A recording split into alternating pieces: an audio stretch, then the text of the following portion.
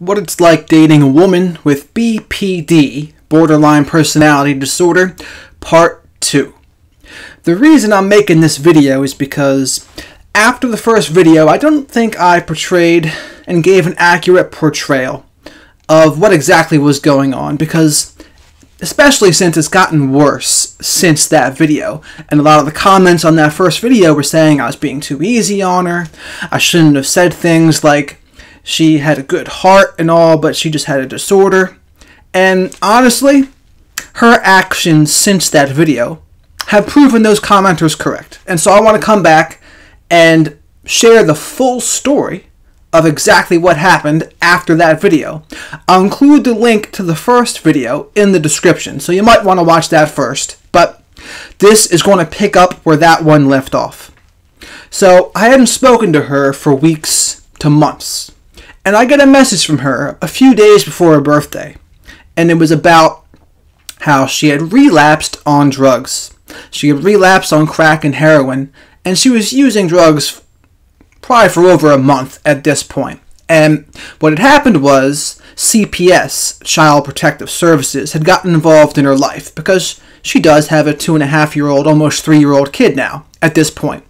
And she had OD'd, I think, twice. She had died in front of him once, and the EMTs had to break down her door, and her kid was trying to wake her up, and obviously he couldn't.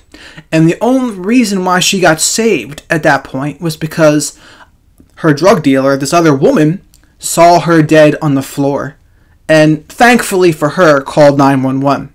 And so who knows what that's done to her kids? Probably traumatized her kid. But at this point, CPS was in her life, and she reaches out to me and says, I'm going to have the worst birthday ever. I need to find someone to supervise me because I'm not allowed to be with my kid by myself. And for some reason, I actually offered to try to be one of the people that would help her. And perhaps the universe was looking out for me, but the universe, I was not allowed to do this because I'd had a record from years ago. And so I wasn't able to do it. But we started talking again. And she was staying with her aunt's house because her aunt was supervising her with her kid. And we started hanging out a little bit. And she had told me the story of what had happened while we weren't talking. She had told me one of the reasons why she had split on me before was for 2 reasons. I had messed up making a pancake, and I wanted to go to the park with her and her kid. Those were my egregious offenses of causing her to split on me.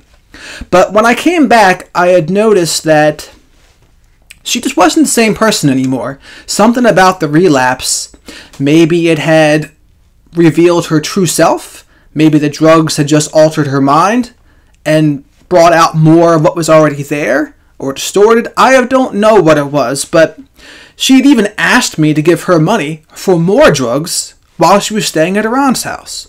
And of course I said no, but this is the level of where her mindset was at the time. And she was laughing at things that shouldn't have been funny. It was like her maturity really went backwards like 10 years.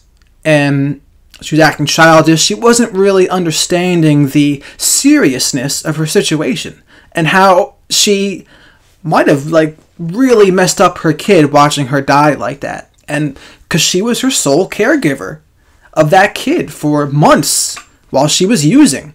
And then her father had came into the picture, and he was giving her drugs too. And it's like, this is a bad background. And so what had happened was she had to keep on trying to find people to supervise her so she can go back to her own apartment, because she didn't want to stay at her aunt's house, and her aunt didn't want her there that much longer anyway. And so she had finally found someone, this 40-year-old dude, and I mentioned to her, I was like, you're going to let this almost stranger kid stay with you overnight? He's like, he almost certainly will want sex. Of course. Why else would someone do that? And she's like, well, that's irrelevant. Which means, Jared, basically your feelings don't matter to me at all. It's all about me. And all about what I can do for myself. And so I didn't really like that answer very much. And I'd also discovered she had lied to me about something else too, from one of her friends. Her friend had mentioned to me she had seen her a week ago And then she had told me that, the woman with BPD told me that she hadn't seen that girl for months. So I caught her lying a couple times, and I wasn't very happy about it, and I called her out on it. And she goes, and she basically just hangs up the phone on me and says, I don't want to talk to someone who thinks I'm lying about things. She had also said to me that her cousin didn't want me at her aunt's house anymore. And I said, why don't you let me talk to him about this? I'm just trying to help you and your son. And she says, no, don't talk to him. It will only make it worse. And it made me think she was lying about that too. That she didn't want me to talk to him because I would find out she was just lying. And I would find out that she just wanted to go back to her own apartment, regardless of the risk, regardless of the cost. And that was the cause of the next split. And so, from that point, I just didn't talk to her anymore. And then she had seen the video I had made about her, the first one, and she reached out to me and threatened me, and like, don't you ever talk about my parenting again, talk about me, but don't talk about my parenting. And then she started tagging me in these posts on Facebook about me being a narcissist and calling me a rude ass bitch and telling me to come over her house and so she can show me how crazy she is. And I said, you know, you've already showed me how crazy you are. And she was like, perfect, and blew me an emoji kiss. And then she just started, like, the last time we had spoken, I had said, you know, you don't give a fuck about me. And she's like, you're right, I don't. And she was just talking about how she was mad that I made the video. And I was like, well, that video was the truth. Like, if you can't handle the truth, then I'm sorry. Like, no one knows that video, who it is I'm talking about, except for you. And so she just went on to tell me how much of a terrible person I was, and how I'm a narcissist, and how I never talk about my flaws, and how I'm basically just terrible. And then that was it. And I said, you know, once someone tells me they don't care about me, whether they're lying or not, just the fact that she's trying to hurt me that way, that was just like, I'm done. I'm not talking to her again. And so that was it for me. And even then, like, I know she'd wrote a bad review about my book on Amazon, and then even then also, she had reached out to me a couple months later and said, I miss you.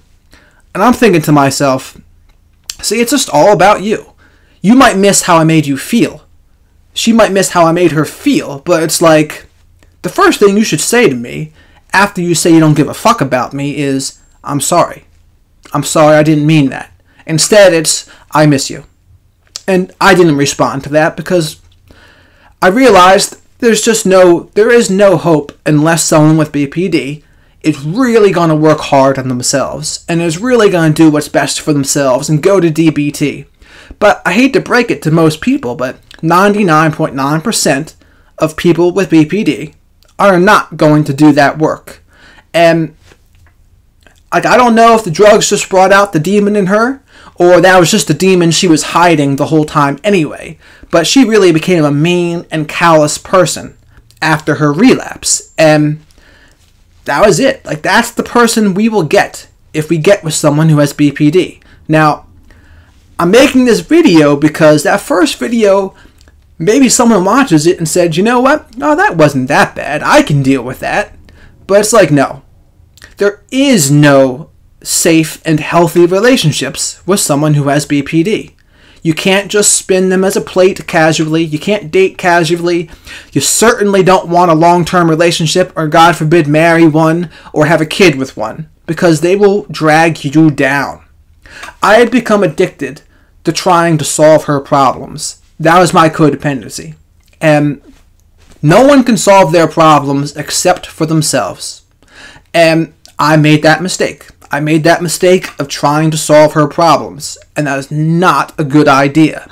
So if you're watching this out there, and you have a woman that's BPD in your life, I would say leave.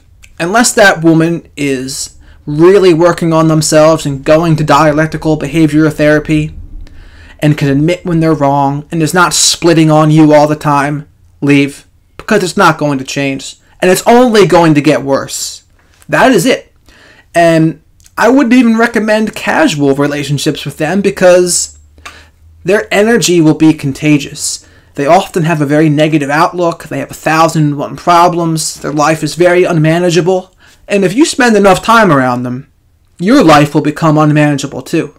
So again, I'm making this video to clarify what exactly that experience was like. Because, now granted, some of this stuff hadn't happened yet when I made that first video, but they have happened now, and I see, like, yeah, there's just nothing to be done.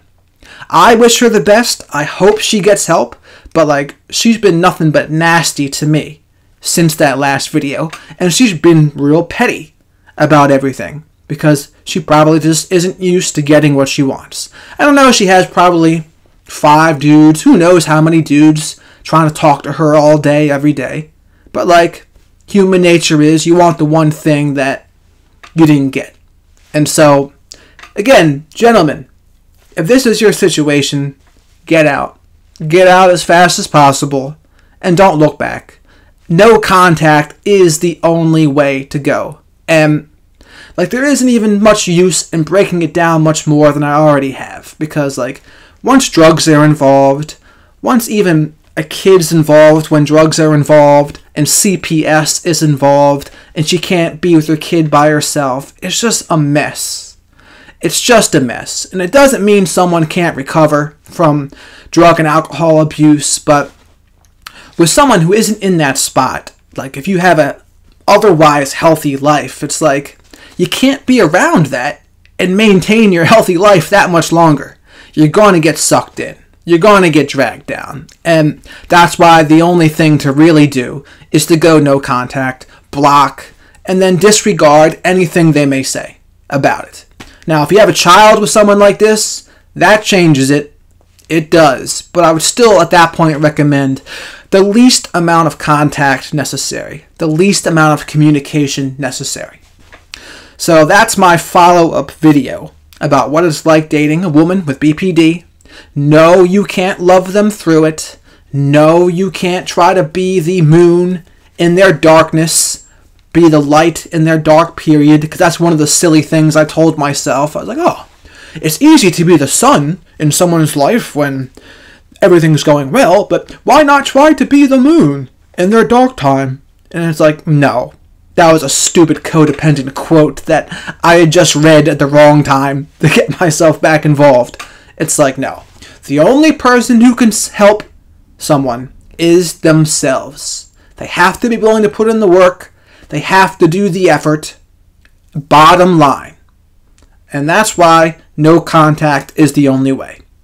So please let me know what your thoughts are about this video. Do you agree, disagree?